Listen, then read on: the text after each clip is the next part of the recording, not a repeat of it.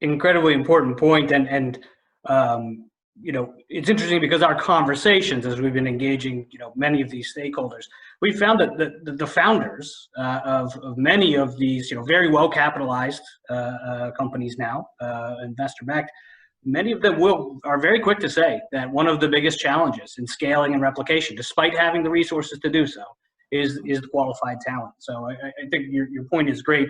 The pieces of the puzzle are here. We need more creativity in piecing them together, because we've also seen firsthand on the other side that with the younger generation and emerging graduates, et cetera, the potential to wield new technologies that are relevant to food production, but also extremely relevant to careers in other sectors of advanced manufacturing and higher technology, it also captures the imagination. So in areas where we've seen more conventional horticulture programs embracing new technology and new methods, we see the young workforce flocking to that and engaging the next generation in a unique way.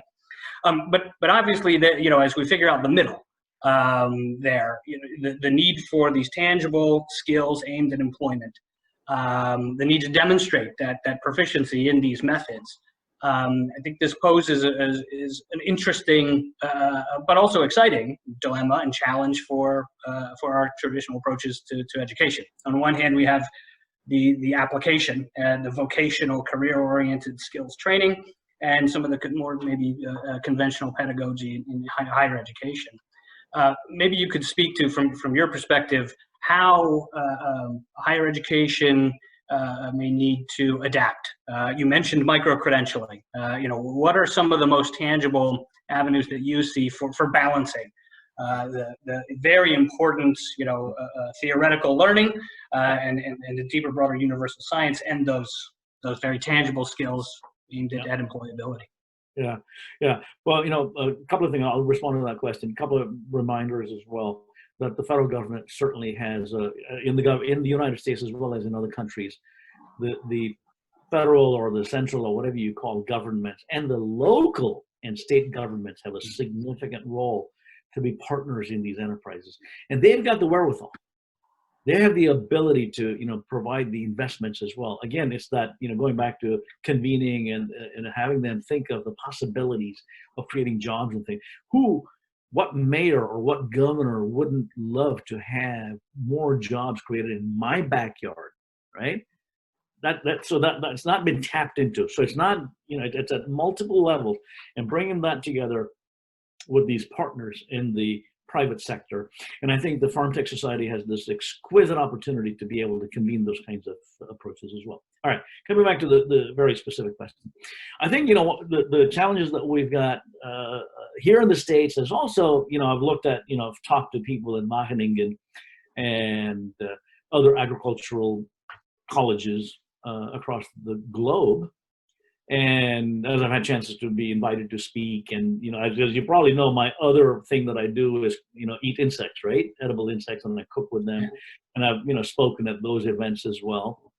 And then I'm always querying what's happening in the world of education, and now in my current position, of course, I know every little detail of higher education, at least as far as certainly the United States completely, and certainly here in the Pacific Northwest. And four-year colleges are traditional universities, particularly the big universities like the Ohio State University, Purdue University, even Wageningen, or the China Agricultural University, and all these big ones, right? What has happened is that they've gotten into this mode of educating and training students, helping inculcate skills that allows them to go work in a bank. They work as agricultural loan officers. They do other things, right?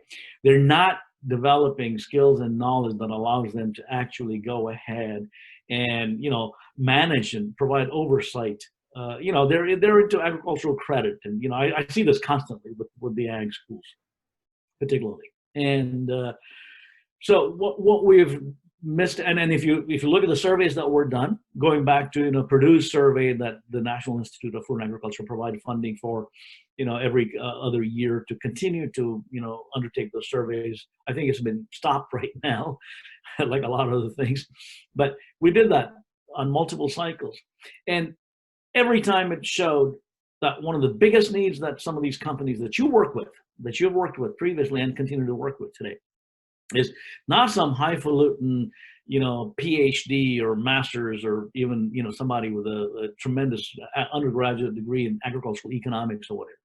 They want students, it's information technology, students that have hands-on learning and hands-on experiential learning and things like that.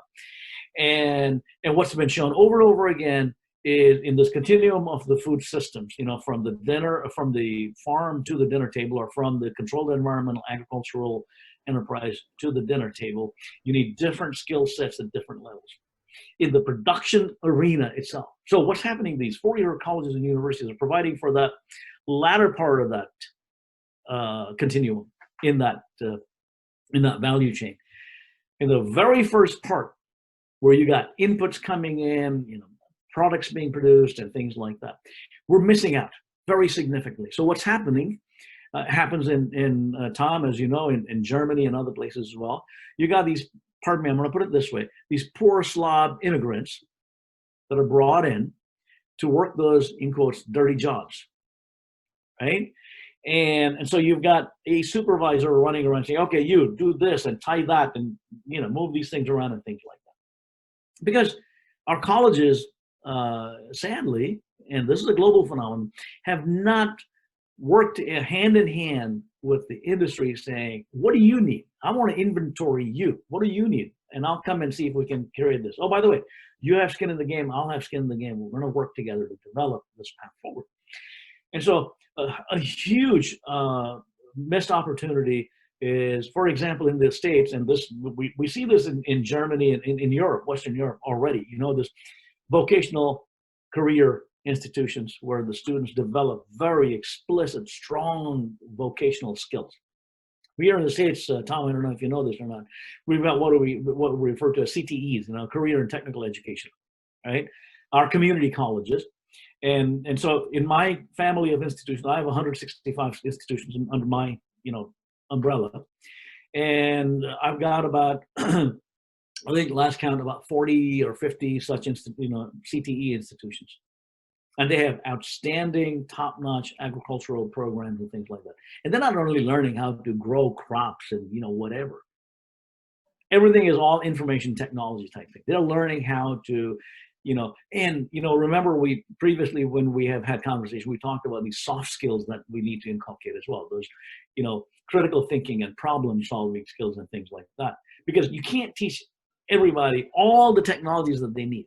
But if you're teaching them how to think critically and solve problems, be observing, and bring your knowledge to bear, that's what these CTE types are teaching. And we also have in the States, by the way, VOAG schools.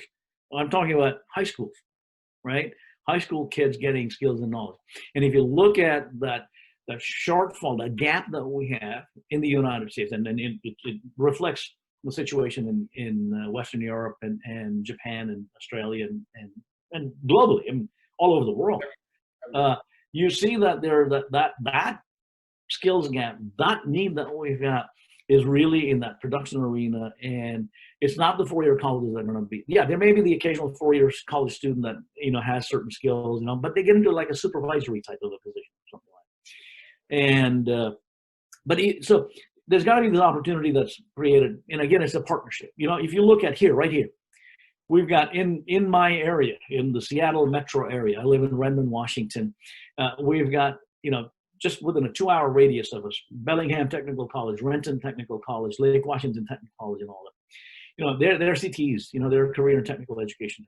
So they're training and educating and training in partnership with Boeing, right, in the aeronautics and aerospace areas, right? These are not going to be, highfalutin, whatever. These are folks that actually get on the line and build those 737s and 777s and things like that. They're learning how to weld. They're learning how to do those kinds of things. Nursing, right? And nurses assistants and dental hygienists. All these are CTEs. And ag, they've got ag programs as well. And so they're, like Amazon and them see, you know what? And you may have heard of the Farm Beats program. I don't know if you've heard of it. Microsoft created it, okay? And it's called Farm Beats. And the idea is to bring in in quotes, information technology at a very high level of engagement into the farming practices and things like that, including artificial intelligence and those kinds of things as well. And what they're doing is partnering with, Yakima, Washington. We have some big time growers. We've got, meat processors and such, and these CTEs are, partnering with them. And really, it's created this sort of an interesting, dynamic and things like that. Imagine doing that across all the 50 states in America, and across going back to for example in Western Europe, in Belgium, in the Netherlands, and other places as well.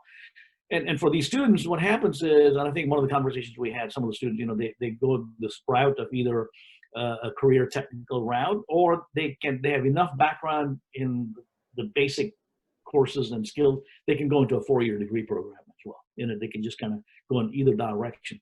In fact, it's called Bachelor of Applied Arts and Bachelor of Applied Sciences that these students can go into. Applied. It's not theoretical. It's all very applied type things. And then coming back to the kind of very specific kind of skills and knowledge that they need. And then, this combination of on-campus and online and hands-on and theoretical knowledge and things like that. And competency-based, they develop certain competencies in these different areas. Western Governors University, you've heard of, Southern New Hampshire University, exclusively online. They don't have anything in the ag world, but they're competency-based. And they develop these competencies. They have practical education. That they go in a nursing program, they go and work as nurses or nurses assistants. Education program, they do student teaching and things like that. And they got to demonstrably show that they're developing these skills and things like that. And it's basically a portfolio of credentials that they're stacking. It's stacked credentials. And again, Ian, you and the others have been thinking of these as well. These breaking it up. So a student anymore doesn't want to sit on his or her butt for the next 2 or 3 or 4 years in one place. They're like, I use the metaphor of the honeybee. They're optimally foraging in different places. They go to Purdue, get a class or two. They go to Wageningen and get a class or two. They may go to University of Arizona and get a class or two or whatever, or maybe it's a CTE college. They're going to go get a class or two.